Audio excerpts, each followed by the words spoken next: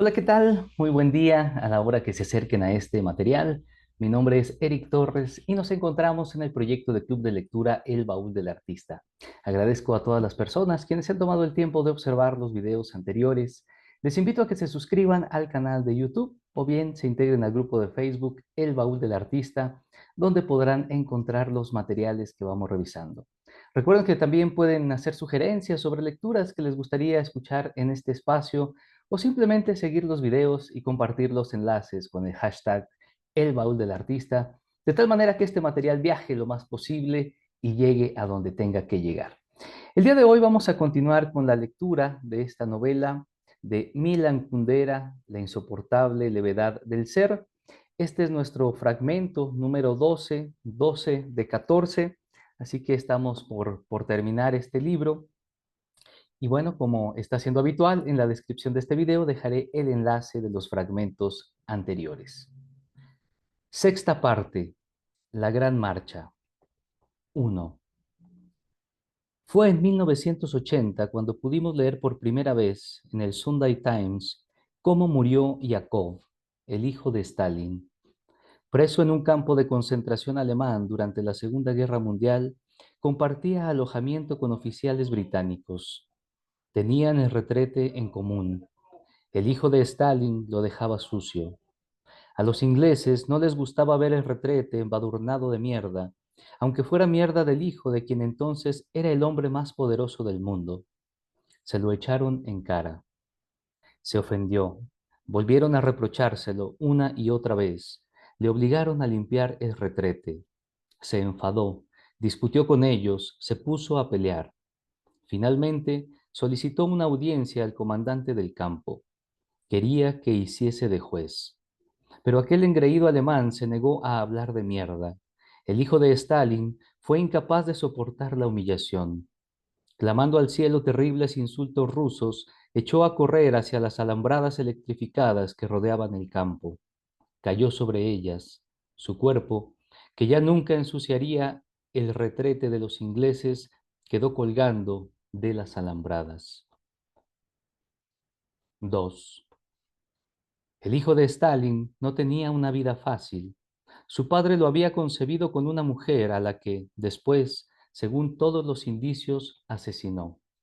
El joven Stalin era, por tanto, hijo de Dios, porque su padre era venerado como un dios y, al mismo tiempo, réprobo. La gente lo temía por partida doble. Podía hacerles daño con su poder. Al fin y al cabo era hijo de Stalin y, con su favor, el padre podía castigar a sus amigos en lugar de hacerlo con el hijo réprobo. La reprobación y el privilegio, la felicidad y la infelicidad, nadie sintió de un modo más concreto hasta qué punto estos contrarios son intercambiables y hasta qué punto no hay más que un paso desde un polo de la existencia humana hasta el otro. Nada más empezar la guerra lo capturaron los alemanes y otros prisioneros que pertenecían a una nación que siempre le había sido profundamente antipática por su incomprensible introversión, lo acusaron de ser sucio. Él, que debía soportar el peso del mayor drama imaginable, ser al mismo tiempo hijo de Dios y ángel réprobo, debía ser ahora sometido a juicio no por cuestiones elevadas referidas a Dios y a los ángeles, sino por asuntos de mierda. ¿Está entonces el más elevado drama tan vertiginosamente próximo al más bajo? ¿Vertiginosamente próximo? ¿Es que la proximidad puede producir vértigo? Puede. Cuando el polo norte se aproxima al polo sur hasta llegar a tocarlo, la Tierra desaparece y el hombre se encuentra en un vacío que hace que la cabeza le dé vueltas y se sienta atraído por la caída. Si la reprobación y el privilegio son lo mismo, si no hay diferencia entre la elevación y la bajeza, si el Hijo de Dios puede ser juzgado por cuestiones de mierda, la existencia humana pierde sus dimensiones y se vuelve insoportablemente leve. En ese momento, el hijo de Stalin echa a correr hacia los alambres electrificados para lanzar sobre ellos su cuerpo, como sobre el platillo de una balanza que cuelga lamentablemente en lo alto, elevado por la infinita levedad de un mundo que ha perdido sus dimensiones. El hijo de Stalin dio su vida por la mierda, pero morir por la mierda no es una muerte sin sentido. Los alemanes, que sacrificaban su vida para extender el territorio de su imperio hacia Oriente, los rusos, que morían para que el poder de su patria llegase más lejos hacia Occidente, eso sí, esos morían por una tontería y su muerte carece de sentido y de validez general. Por el contrario, la muerte del hijo de Stalin fue, en medio de la estupidez generalizada de la guerra, la única muerte metafísica. 3. Cuando yo era pequeño y hojeaba el Antiguo Testamento adaptado para niños y adornado con grabados de Gustave Doré, veía ahí a Dios sobre una nube. Era un anciano, tenía ojos, nariz, una larga barba, y yo me decía que, si tenía boca, debía comer. Y si come, también tenía que tener tripas. Pero aquella idea me asustaba porque, aunque era hijo de una familia más bien no creyente, sentía que la idea de las tripas de Dios era una blasfemia. Sin ningún tipo de preparación teológica, espontáneamente comprendí desde niño la incompatibilidad entre la mierda y Dios, y de ahí, cuán dudosa resulta la tesis básica de la antropología cristiana, según la cual el hombre fue creado a imagen y semejanza de Dios. Una de dos: o el hombre fue creado a semejanza de Dios y entonces Dios tiene tripas, o Dios no tiene tripas y entonces el hombre no se le parece.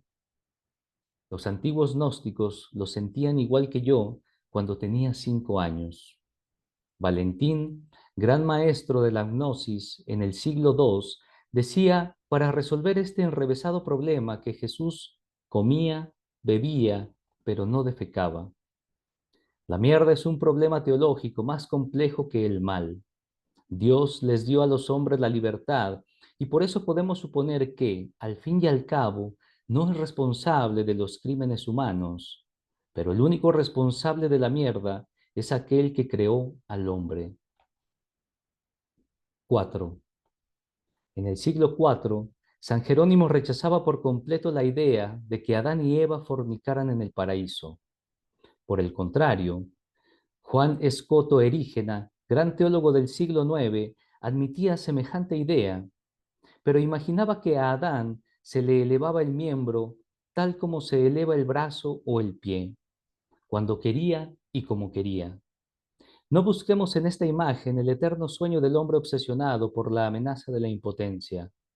La idea de Escoto Erígena tiene otro sentido. Si el miembro puede elevarse por una simple orden del cerebro, la excitación carece de utilidad. El miembro no se yergue porque estemos excitados, sino porque se lo ordenamos. Lo que al gran teólogo le parecía incompatible con el paraíso no era la fornicación y el placer ligado a ella. Lo incompatible con el paraíso era la excitación. Recordémoslo bien, en el paraíso existía placer, no excitación. En esta meditación de Escoto Erígena podemos encontrar la clave de una especie de justificación teológica, dicho de otro modo, de una teodicea de la mierda. Mientras se le permitió al hombre permanecer en el paraíso, o bien, al modo de Jesús, según afirmaba Valentín, no defecaba, o, lo cual parece más probable, la mierda no se entendía como algo asqueroso. Cuando Dios expulsó al hombre del paraíso, hizo que conociera el asco. El hombre empezó a ocultar aquello de lo que se avergonzaba, y cuando levantó el velo, le cegó un resplandor. De ese modo conoció inmediatamente, después del asco, la excitación. Sin mierda, en sentido literal y figurado, no existiría el amor sexual tal como lo conocemos, acompañado de palpitaciones del corazón y ceguera de los sentidos. En la tercera parte de esta novela, hablé de Sabina semidesnuda, con el sombrero hongo en la cabeza, junto a Tomás, vestido. En aquella ocasión silencié algo. En el momento en que se miró al espejo y se sintió excitada por su ridiculización, se le cruzó por la cabeza la ocurrencia de que Tomás la cogería así, con el sombrero hongo en la cabeza, y la sentaría en la taza del váter y ella cagaría delante de él. En ese momento empezó a palpitarle el corazón, perdió la conciencia de lo que ocurría, tumbó a Tomás en la alfombra y poco después gritaba de placer. 5. La disputa entre quienes afirman que el mundo fue creado por Dios y quienes piensan que surgió por sí mismo se refiere a algo que supera las posibilidades de nuestra razón y nuestra experiencia. Mucho más real es la diferencia que divide a los que dudan acerca del ser que le fue dado al hombre por quien quiera que fuera y en la forma que fuera, y a los que están incondicionalmente de acuerdo con él. En el trasfondo de toda fe, religiosa o política, está el primer capítulo del Génesis, del que se desprende que el mundo fue creado correctamente, que el ser es bueno y que por lo tanto es correcto multiplicarse. A esta fe la denominamos acuerdo categórico con el ser. Si hasta hace poco la palabra mierda se reemplazaba en los libros por puntos suspensivos, no era por motivos morales. No pretenderá usted afirmar que la mierda es inmoral. El desacuerdo con la mierda es metafísico. El momento de la defecación es una demostración cotidiana de lo inaceptable de la creación. Una de dos. O la mierda es aceptable, y entonces no cerremos la puerta del váter, o hemos sido creados de un modo inaceptable. De eso se desprende que el ideal estético del acuerdo categórico con el ser es un mundo en el que la mierda es negada y todos se comportan como si no existiese. Este ideal estético se llama Kitsch. Es una palabra alemana que nació a mediados del sentimental siglo XIX y se extendió después a todos los idiomas, pero la frecuencia del uso dejó borroso su original sentido metafísico, es decir, el kitsch es la negación absoluta de la mierda, en sentido literal y figurado. El kitsch elimina de su punto de vista todo lo que en la existencia humana es esencialmente inaceptable. 6. La primera rebelión interna de Sabina contra el comunismo no tuvo un carácter ético, sino estético. Pero lo que le producía rechazo era mucho menos la fealdad del mundo comunista, los palacios destrozados convertidos en establos, que la máscara de belleza que se ponía, o, dicho de otro modo, el kitsch comunista. Su modelo es la festividad denominada Primero de Mayo. Había visto las manifestaciones del Primero de Mayo en la época en que la gente aún estaba entusiasmada o aún fingía plenamente el entusiasmo. Las mujeres vestían camisas rojas, azules, blancas, de modo que, vistas desde los balcones y las ventanas, formaban diversas figuras, estrellas de 5 puntas, corazones, letras. En medio de las distintas partes de la manifestación iban pequeñas orquestas que tocaban marchas. Cuando los manifestantes se acercaban a la tribuna, hasta las caras más aburridas se iluminaban con una sonrisa, como si quisiesen demostrar que se alegraban convenientemente o, más exactamente, que estaban convenientemente de acuerdo. Y no se trataba de un mero acuerdo político con el comunismo, sino de un acuerdo con el ser en tanto que tal. La festividad del 1 de Mayo bebía de la profunda fuente del acuerdo categórico con el ser. La consigna tácita, implícita de la manifestación no era viva el comunismo, sino viva la vida. La fuerza y la astucia de la política comunista consistían en haberse apoderado de esta consigna. Era precisamente esta estúpida tautología, viva la vida, la que atraía a la manifestación comunista, incluso a aquellos que eran indiferentes a las tesis comunistas. 7. 10 años más tarde, cuando vivía ya en Norteamérica, un amigo de sus amigos, senador norteamericano, la llevaba en su enorme automóvil. En el asiento trasero se apretujaban 4 niños. El senador detuvo el coche. Los niños bajaron y corrieron por el amplio césped hacia el edificio de un estadio en el que había una pista de patinaje sobre hielo.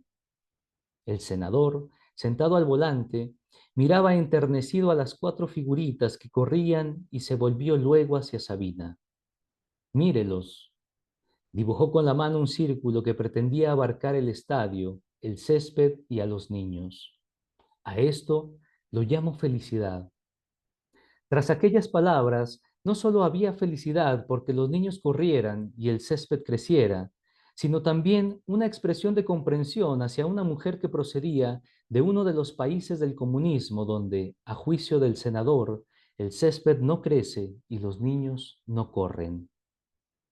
Pero Sabina se imaginaba precisamente en aquel momento al senador en la tribuna de la plaza praguense.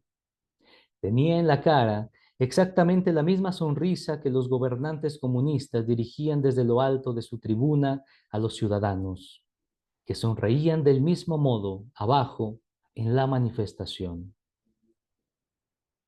8. ¿Cómo sabía aquel senador que los niños son la felicidad? ¿Acaso podía ver sus almas? Y si en el momento en que desaparecieran de su vista, tres de ellos se lanzaran sobre el cuarto y empezaran a pegarle, el senador tenía un solo argumento para su afirmación: sus sentimientos. Allí donde habla el corazón, es de mala educación que la razón lo contradiga. En el reino del kitsch impera la dictadura del corazón. Por supuesto, el sentimiento que despierta el kitsch debe poder ser compartido por gran cantidad de gente. Por eso el kitsch no puede basarse en una situación inhabitual, sino en imágenes básicas que deben grabarse en la memoria de la gente. La hija ingrata, el padre abandonado, los niños que corren por el césped, la patria traicionada, el recuerdo del primer amor. El kitsch provoca dos lágrimas de emoción, una inmediatamente después de la otra. La primera lágrima dice: ¡qué hermoso! Los niños corren por el césped. La segunda lágrima dice: qué hermoso es estar emocionado junto con toda la humanidad al ver a los niños corriendo por el césped. Es la segunda lágrima la que convierte el kitsch en kitsch. La hermandad de todos los hombres del mundo solo podrá edificarse sobre el kitsch. 9. Nadie lo sabe mejor que los políticos. Cuando hay una cámara fotográfica cerca, corren enseguida hacia el niño más próximo para levantarlo y besarle la mejilla. El kitsch es el ideal estético de todos los políticos, de todos los partidos políticos y de todos los movimientos. En una sociedad en la que coexisten diversas corrientes políticas y en la que sus influencias se limitan o se eliminan mutuamente, podemos escapar más o menos de la inquisición del kitsch. El individuo puede conservar sus peculiaridades y el artista crear obras inesperadas. Pero allí, donde un solo movimiento político tiene todo el poder, nos encontramos de pronto en el imperio del kitsch totalitario.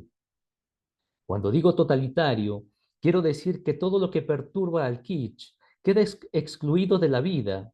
Cualquier manifestación de individualismo, porque toda diferenciación es un escupitajo a la cara de la sonriente fraternidad, cualquier duda, porque el que empieza dudando de pequeñeces termina dudando de la vida como tal, la ironía, porque en el reino del kitsch hay que tomárselo todo en serio, y hasta la madre que abandona a su familia, o el hombre que prefiere a los hombres y no a las mujeres, y pone así en peligro la consigna sagrada: amaos y multiplicaos. Desde ese punto de vista, podemos considerar al denominado Gulag como una especie de fosa higiénica en la que el kitsch totalitario arroja los desperdicios. 10.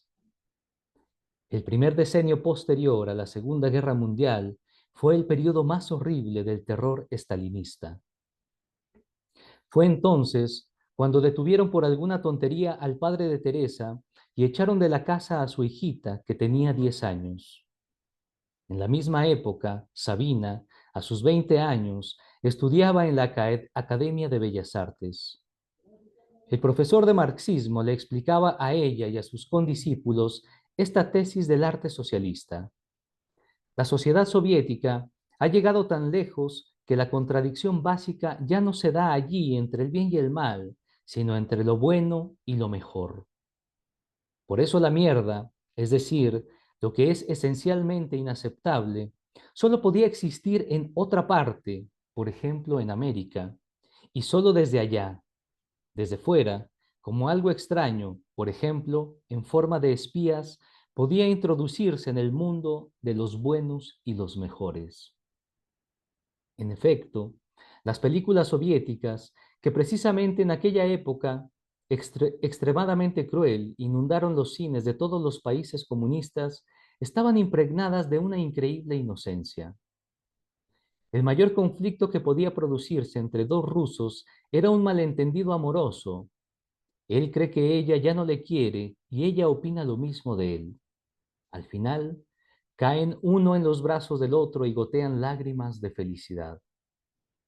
La interpretación convencional de aquellas películas es actualmente la siguiente. Mostraban el ideal comunista mientras la realidad comunista era peor. Sabina protestaba siempre por semejante interpretación. Cuando se imaginaba que el mundo del kitsch soviético tuviera que hacerse realidad y que a ella pudiera tocarle vivir en él, sentía escalofríos. Daba prioridad, sin la menor vacilación, al régimen comunista verdadero, con todas sus persecuciones y sus colas para comprar carne. En el mundo comunista real se puede vivir, en el mundo del ideal comunista hecho realidad, en ese mundo de idiotas sonrientes con los que no sería capaz de cambiar ni una palabra, moriría de horror en una semana. Me parece que la sensación que despertaba en Sabina el kitsch soviético era semejante al horror que experimentaba Teresa en el sueño, cuando marchaba con las mujeres desnudas alrededor de la piscina y tenía que cantar canciones alegres. Bajo la superficie del agua flotaban los cadáveres. Teresa no podía dirigir a ninguna de las mujeres ni una sola palabra, ni una sola pregunta. Por respuesta, no habría oído más que otra estrofa de la canción. Ni siquiera podía hacerle un guiño secreto a alguna de las mujeres. Enseguida, habrían empezado a hacerle señas al hombre que estaba de pie en el cesto sobre la piscina para que la matase. El sueño de Teresa descubre la verdadera función del kitsch. El kitsch es un biombo que oculta la muerte. 11. En el imperio del kitsch totalitario, las respuestas están dadas de antemano y eliminan la posibilidad de cualquier pregunta. De ello se desprende que el verdadero enemigo del kitsch totalitario es el hombre que pregunta. La pregunta es como un cuchillo que rasga el lienzo de la decoración pintada para que podamos ver lo que se oculta tras ella. Así fue, por lo demás, como Sabina le explicó una vez a Teresa el sentido de sus cuadros. Delante hay una mentira comprensible y tras ella reluce una verdad incomprensible. Solo que quienes luchan contra los llamados regímenes totalitarios difícilmente pueden luchar con interrogantes y dudas. Ellos también necesitan su seguridad y sus verdades sencillas, comprensibles para la mayor cantidad posible de personas y capaces de provocar el llanto colectivo. En cierta ocasión, una organización política le preparó a Sabina una exposición en Alemania. Sabina cogió el catálogo. Se encontró con que encima de su fotografía habían dibujado alambres de espino. En el interior publicaban su biografía, que se parecía a las biografías de los mártires y los santos. Padeció, luchó contra la injusticia, tuvo que abandonar la patria destrozada y sigue luchando. Lucha con sus cuadros por la libertad, decía la última frase de aquel texto. Protestó, pero no la comprendieron. ¿No es verdad que en el comunismo se persigue al arte moderno? Dijo con rabia. Mi enemigo no es el comunismo, sino el kitsch. Desde entonces empezó a inventar su propia biografía y cuando más tarde llegó a Norteamérica, logró incluso ocultar que era checa. Aquello no era más que un desesperado intento por huir del kitsch en el que la gente quería convertir su vida. 12.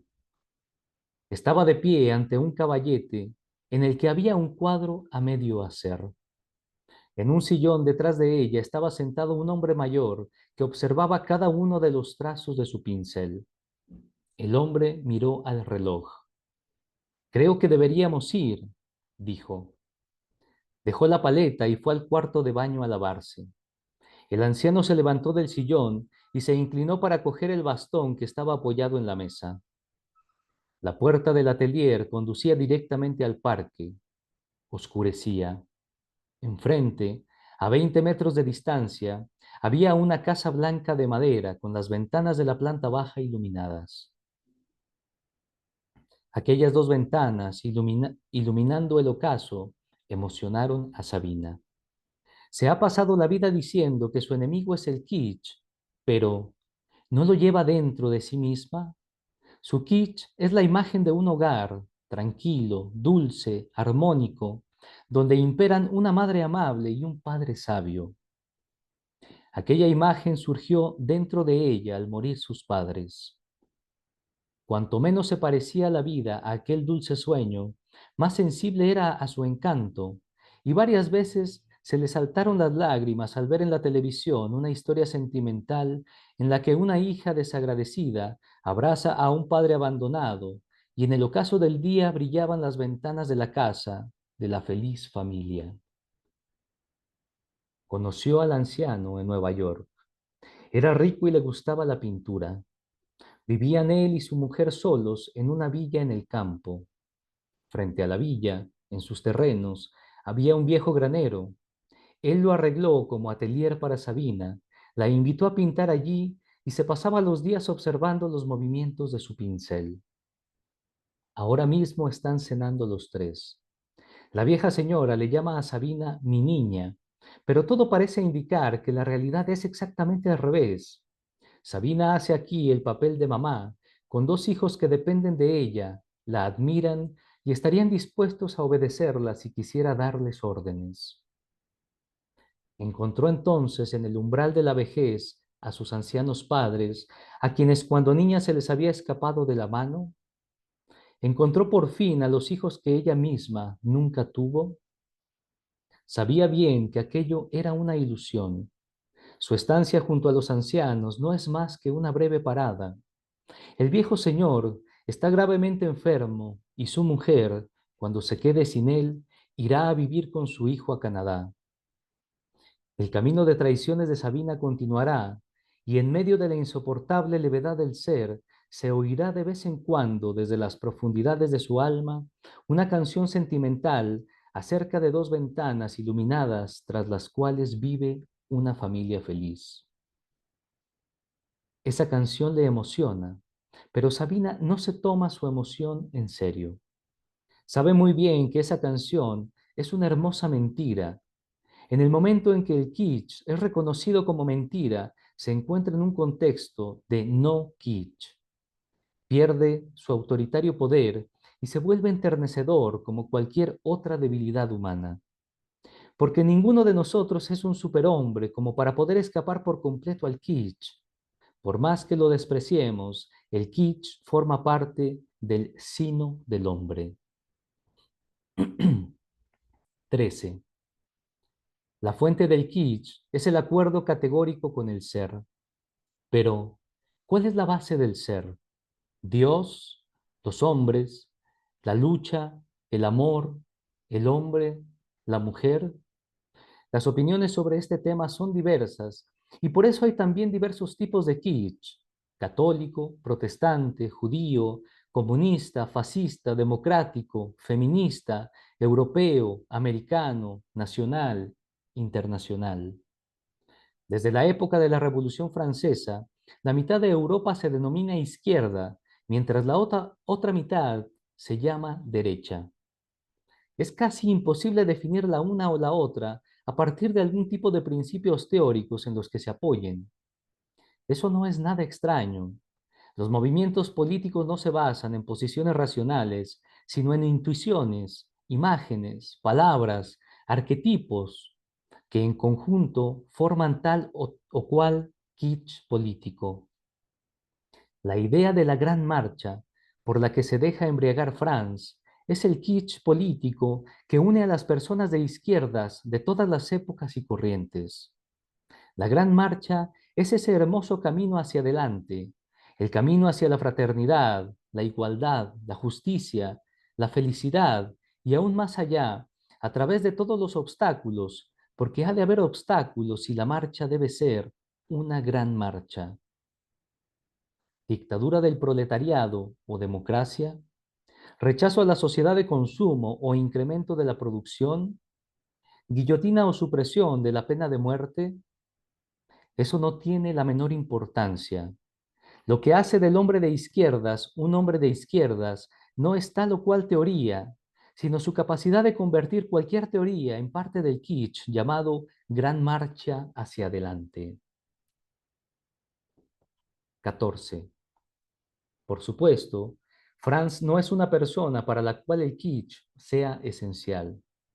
La idea de la Gran Marcha juega en su vida aproximadamente el mismo papel que desempeña en la vida de Sabina la canción sentimental sobre las dos ventanas iluminadas. ¿A qué partido político votará Franz? Me temo que no vota a ninguno y que el día de las elecciones prefiere irse de excursión a la montaña. Pero eso no significa que la Gran Marcha haya dejado de emocionarlo.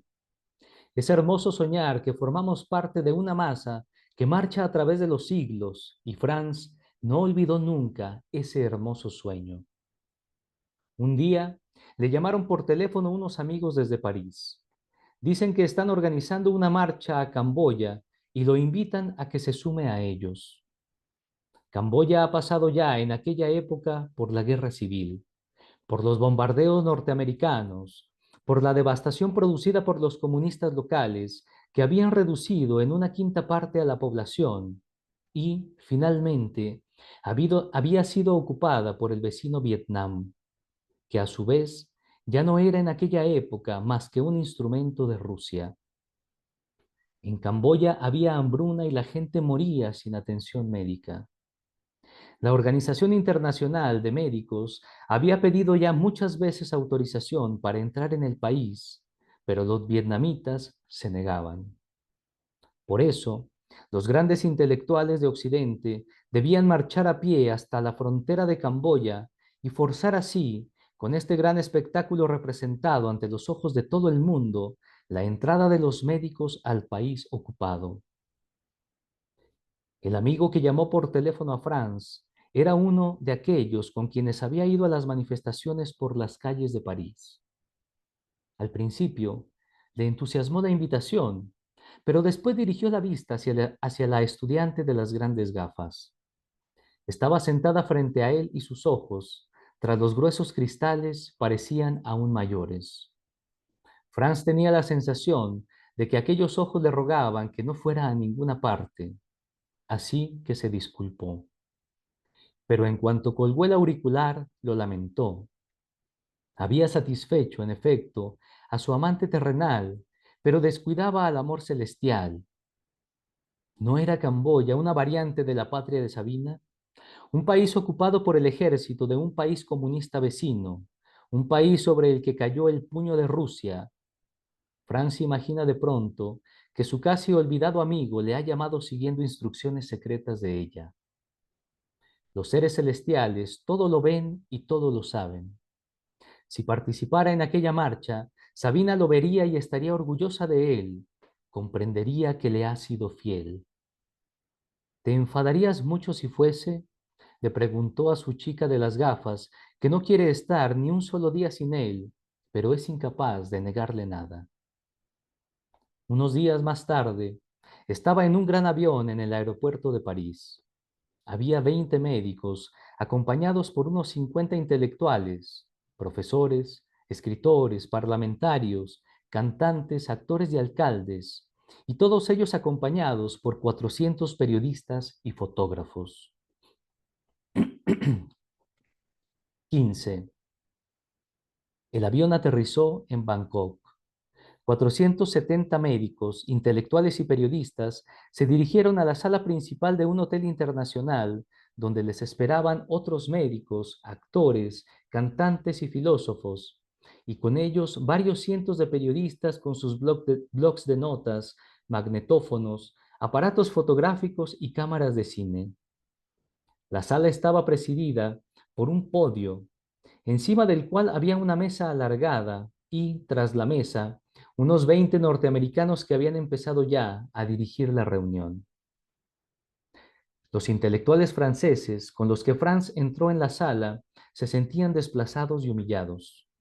La marcha a Camboya era idea suya y de repente están allí los norteamericanos que, con maravillosa naturalidad, se han hecho con la dirección y por si fuera poco, se ponen a hablar en inglés sin siquiera ocurrírseles pensar que pueda haber franceses o daneses que no les entiendan. Claro que los daneses olvidaron hace tiempo que antaño fueron una nación, de modo que los únicos europeos capaces de protestar eran los franceses. Aquella era una cuestión de principios, de modo que se negaron a protestar en inglés, dirigiéndose a los norteamericanos que estaban en el podio en su lengua materna. Los norteamericanos reaccionaron con sonrisas de aceptación y simpatía, porque no entendían ni una palabra. Al fin, los franceses no tuvieron más remedio que formular sus objeciones en inglés. ¿Por qué se habla en esta reunión solo en inglés si también hay franceses? Los norteamericanos se asombraron mucho por tan extraña objeción, pero no dejaron de sonreír y estuvieron de acuerdo en que todos los discursos se tradujeran. Se tardó mucho en encontrar a un traductor para que la reunión pudiera continuar. A partir de ese momento, cada frase había que decirla en inglés y francés, de modo que la reunión duraba el doble y en realidad más del doble, porque todos los franceses hablaban inglés, interrumpían al traductor y discutían con él por cada palabra. El momento cumbre de la reunión fue cuando subió al podio una famosa actriz norteamericana. Su aparición provocó la entrada en la sala de más fotógrafos y cámaras, y cada una de las sílabas que pronunciaba era seguida por el disparo de algún aparato. La actriz hablaba de los niños que sufrían, de la barbarie de la dictadura comunista, del derecho de los hombres a la seguridad, del peligro que corrían los valores tradicionales de la sociedad civilizada, de la irrenunciable libertad del individuo y del presidente Carter, que estaba apenado por lo que sucedía en Camboya. La última frase la dijo llorando. En ese momento se levantó un joven médico francés con un bigote pelirrojo y empezó a gritar: hemos venido a curar a la gente que se está muriendo. No hemos venido a homenajear al presidente Carter. Esto no es un circo norteamericano. No hemos venido a protestar contra el comunismo, sino a curar a los enfermos. Otros franceses se sumaron al médico con bigote. El traductor se asustó y no se atrevía a traducir lo que decían. Los 20 norteamericanos del podio volvieron a mirarlos con sonrisas llenas de simpatía y muchos de ellos hacían gestos de aprobación con la cabeza. Uno de ellos levantó incluso el puño, porque sabía que eso es lo que hacen los europeos en los momentos de euforia colectiva. 16. ¿Cómo es posible que los intelectuales de izquierdas, entre los cuales se contaba precisamente el médico del bigote pelirrojo, estén dispuestos a participar en una marcha contraria a los intereses de un país comunista, a pesar de que el comunismo siempre hubiera formado parte de la izquierda?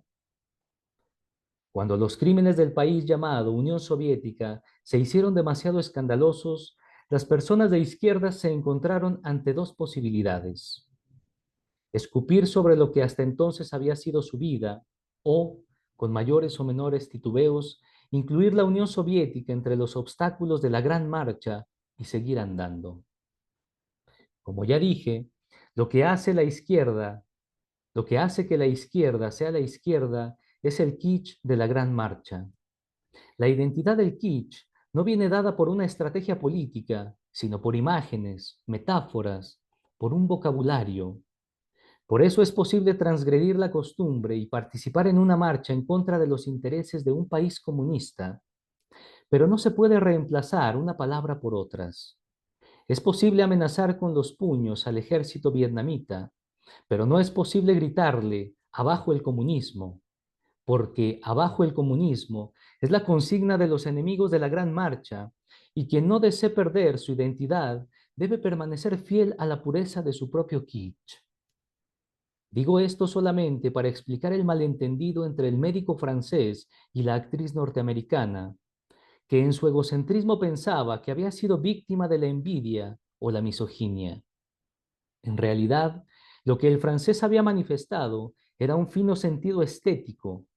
Palabras como el presidente Carter, nuestros valores tradicionales, la barbarie comunista, formaban parte del vocabulario del kitsch norteamericano y no tenían nada que hacer en el kitsch de la Gran Marcha. 17. Al día siguiente, subieron todos a los autobuses y atravesaron toda Tailandia hasta la frontera con Camboya. Por la noche llegaron a una pequeña aldea donde habían alquilado unas casas construidas sobre pilotes. El río que amenazaba con inundaciones obligaba a la gente a vivir arriba, mientras abajo, entre los pilotes, se apiñaban los cerdos. Franz durmió en una habitación con otros 4 profesores. En sueños, oía el gruñido de los puercos que venía de abajo y a su lado el ronquido de un famoso matemático. Por la mañana volvieron a subir todos a los autobuses. 2 kilómetros antes de llegar a la frontera estaba ya prohibida la circulación. No había más que una estrecha carretera vigilada por el ejército que conducía al puesto fronterizo. Allí se detuvieron los autobuses. Al bajar, los franceses comprobaron que los norteamericanos habían vuelto a adelantárseles y que les esperaban ya formados encabezando la marcha. La situación era gravísima. Ya llegó el traductor y la discusión está al rojo vivo. Al final, se alcanzó un acuerdo. Forman la cabeza de la marcha un norteamericano, un francés y la traductora camboyana. Después van los médicos y todos los demás van tras ellos. La actriz norteamericana se encontró a la cola de la marcha. La carretera era estrecha y estaba flanqueada por campos de minas. A cada rato topaban con una valla, 2 bloques de cemento rodeados de alambre de espino y entre ellos un paso estrecho. Tenían que ir en fila india. Unos 5 metros delante de Franz iba un famoso poeta y cantante pop alemán, que había escrito ya 930 canciones con la guerra, contra la guerra y por la paz. Llevaba una larga pértiga con una bandera blanca que hacía juego con su barba negra y lo diferenciaba de todos los demás. A lo largo de la extensa columna corrían los fotógrafos y las cámaras. Disparaban sus aparatos, hacían zumbar sus cámaras, corrían hacia adelante, se detenían, se alejaban, se ponían en cuclillas y volvían a levantarse y a correr hacia adelante. De vez en cuando llamaban por su nombre a un hombre o una mujer famosos, de modo que se volviesen instintivamente hacia ellos y en ese momento apretaban el disparador. 18. Algún acontecimiento flotaba en el aire. La gente aminoraba el paso y miraba hacia atrás.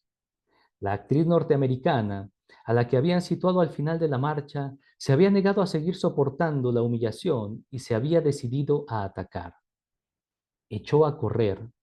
Era como cuando en una carrera de 5000 metros, un corredor que hasta el momento había estado ahorrando fuerzas y permanecía al final del pelotón, de pronto salta y adelanta a todos los demás corredores. Los hombres sonreían perplejos y se hacían a un lado para permitir la victoria de la famosa corredora, pero las mujeres gritaban, "A su sitio, esto no es una marcha de estrellas de cine". Pero la actriz no se dejaba amedrentar y seguía corriendo acompañada por 5 fotógrafos y 2 cámaras. Entonces una francesa, profesora de lingüística, cogió a la actriz por la muñeca y le dijo, en un inglés horrible, "Esta es una marcha de médicos que quieren curar a los camboyanos que están mortalmente enfermos y no un espectáculo para estrellas de cine". La actriz tenía la muñeca cogida por la mano de la profesora de lingüística y le faltaba fuerza para soltarse. Dijo, en un inglés excelente, "Váyase al diablo. Yo he estado en cientos de marchas como esta. En todas partes hace falta que aparezcan estrellas. Ese es nuestro trabajo, es nuestra obligación moral. Mierda, dijo la profesora de lingüística en un francés excelente. La actriz norteamericana le entendió y se echó a llorar. No te muevas, gritó un cámara y se arrodilló delante de ella. La actriz miró prolongadamente al objetivo mientras las lágrimas corrían por su cara. 19. La profesora de lingüística soltó finalmente la muñeca de la actriz norteamericana. En ese momento la llamó el cantante alemán con la barba negra y la bandera blanca.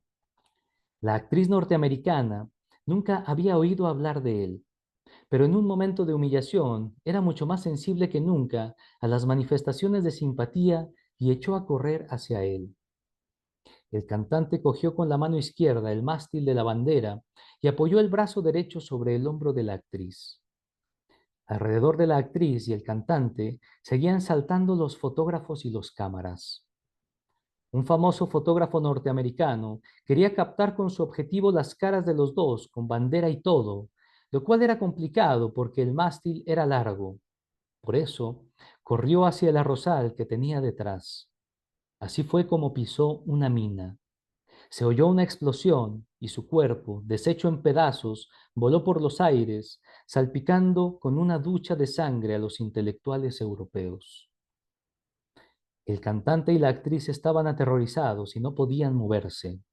Después levantaron la vista hacia la bandera. Estaba salpicada de sangre. Al ver aquello, volvieron a sentirse aterrados. Después miraron nuevamente unas cuantas veces, tímidamente, hacia arriba y empezaron a sonreír. Sentían un orgullo extraño y hasta entonces desconocido al ver que la bandera que llevaban estaba manchada de sangre. Se pusieron nuevamente en marcha. 20. La frontera estaba formada por un pequeño riachuelo que no se veía, porque a lo largo de él se extendía un muro de 1,5 metros de alto, sobre el cual había sacos con arena para los tiradores tailandeses. La pared solo se interrumpía en un punto. Allí un puente atravesaba el riachuelo. Nadie podía llegar hasta él. Al otro lado del río estaba el ejército de ocupación vietnamita, pero no se veía. Sus posiciones estaban perfectamente camufladas, pero era evidente que, si alguien llegase hasta el puente, los invisibles vietnamitas empezarían a disparar. Los miembros de la marcha llegaron hasta la pared y se pusieron de puntillas. Franz se apoyó en la ranura entre dos sacos y trató de ver algo. No vio nada porque le empujó uno de los fotógrafos que se consideraba autorizado a ocupar su sitio. Franz miró hacia atrás. En la poderosa corona de un árbol solitario, como una bandada de grandes cuervos, estaban sentados 8 fotógrafos con los ojos puestos en la otra orilla. En ese momento, la traductora que encabezaba la marcha se llevó a la boca un tubo ancho y habló en Jemer hacia el otro lado del río. Aquí están unos médicos que piden que se les permita entrar en territorio camboyano para llevar ayuda sanitaria. Esta acción nada tiene que ver con con intervención política alguna. Lo único que les preocupa es la vida de la gente. La respuesta del otro lado fue un silencio impresionante. Un silencio tan completo que todos se sintieron angustiados. Lo único que se oía en aquel silencio era el sonido de las cámaras fotográficas, como el canto de una especie de insectos exóticos. Franz tuvo de pronto la impresión de que la gran marcha había llegado a su fin. Alrededor de Europa se cierran las fronteras del silencio y el espacio por el que transcurre la gran marcha no es más que un pequeño podio en medio del planeta. Las masas que antes se apretujaban alrededor del podio hace tiempo ya que se han vuelto de espaldas y la gran marcha continúa a solas y sin espectadores. Sí, piensa Franz, la gran marcha continúa, a pesar del desinterés del mundo, pero se vuelve nerviosa y febril. Ayer contra los norteamericanos que ocupaban Vietnam, hoy contra Vietnam que ocupa Camboya, ayer a favor de Israel, hoy a favor de los palestinos, ayer a favor de Cuba, Mañana contra Cuba y siempre contra Norteamérica, siempre contra las masacres y siempre en apoyo de otras masacres. Europa marcha para no perder el ritmo de los acontecimientos y que ninguno se le escape. Su paso se hace cada vez más rápido, de modo que la gran marcha es una marcha de gentes que dan saltos, que tienen prisa, y el escenario es cada vez menor, hasta que un día se convierte en un mero punto sin dimensiones. Bien, vamos a dejar nuestra lectura hasta aquí. Este es el fragmento 12 de La insoportable levedad del ser, de Milan Kundera. Ojalá que lo disfruten. Gracias.